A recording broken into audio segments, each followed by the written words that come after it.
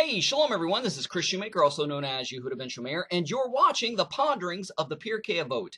Today's Ponderings of the Perkei Avot is taken from chapter 6, verse 8, which reads, Rabbi Shimon, the son of Judah, would say in the name of Rabbi Shimon, the son of Yochai, beauty, strength, wealth, honor, wisdom, sageness. I think they made up that word because on my document it's underlined as incorrect. Old age and children are becoming to the righteous and becoming to the world, as it is stated according to Proverbs 16:31. Old age is a crown of beauty, to be found in the ways of righteousness, and as it says in Proverbs 20:29, the beauty of youths is their strength, and the glory of the sages is their age. And as it is said in Proverbs 17:6, the crown of the sages are their grandchildren, and the beauty of their children their fathers, as it is said in Isaiah 24:23. And the moon shall be abased, and the sun ashamed. For the Lord of hosts has reigned in Zion, and before his elders in glory. Rabbi Shimon, the son of Mensiah, would say, these 7 qualities enumerated by the sages for the righteous were all realized in Rabbi Yehuda Hanasi and his sons. So the pattern is that the old men should teach the young men, and that the older women should teach the younger women. Usually with age comes wisdom and experience when one is teaching about religious life and life in general. Wisdom that comes with age and experience is indispensable. This is the way it has been since the beginning of time.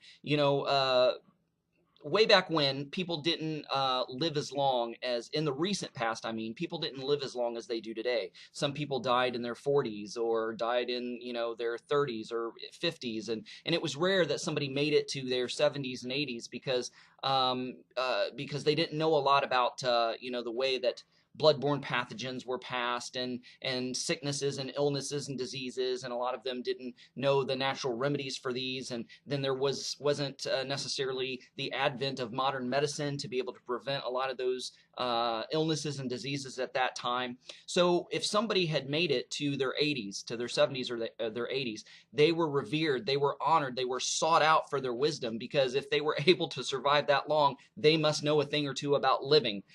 Or they wouldn't have been that old. Some people didn't die of diseases and illnesses. They died of stupid accidents or being careless or whatever. So if they seen an old man or an old woman, they would latch on to them because they're like, wow, if they had the wisdom to survive this long, I want to learn from them so I can live as long as they do. That's been the pattern of learning, and it was established in Judaism, and it didn't change with the advent of the Brit Chadasha, the renewed covenant, the New Testament scriptures.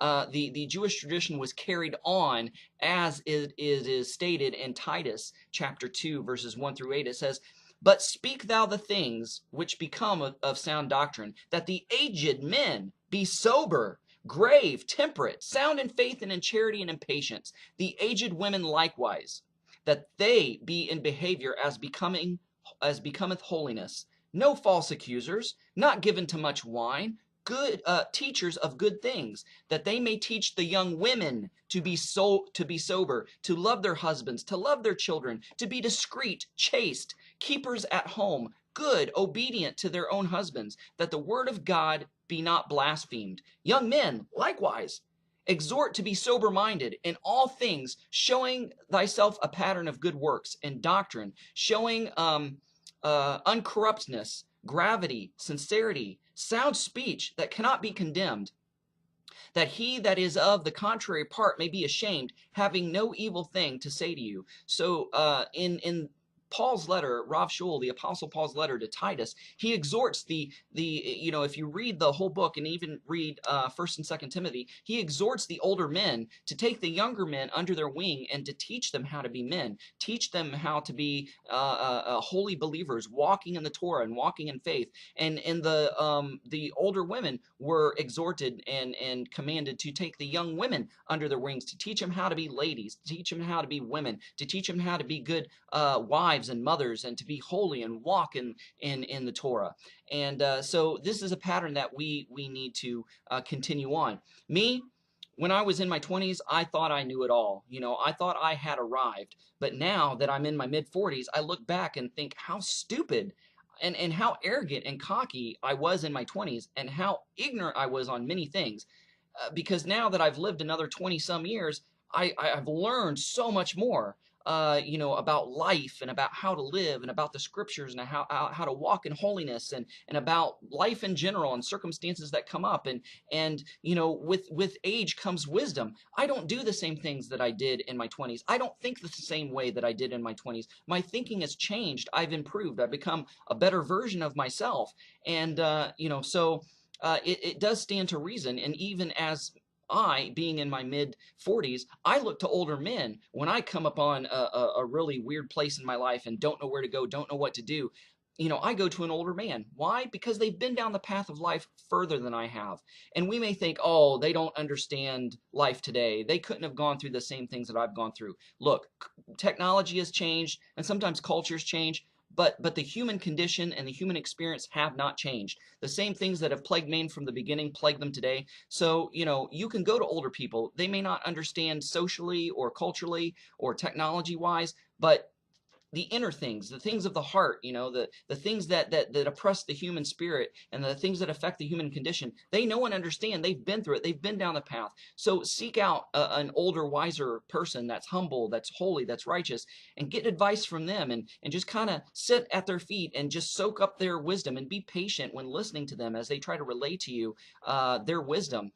Because you have nothing to lose, but have everything to gain. So, guys, thanks so much for watching. Shalom, Shavua Tov, and have a great day.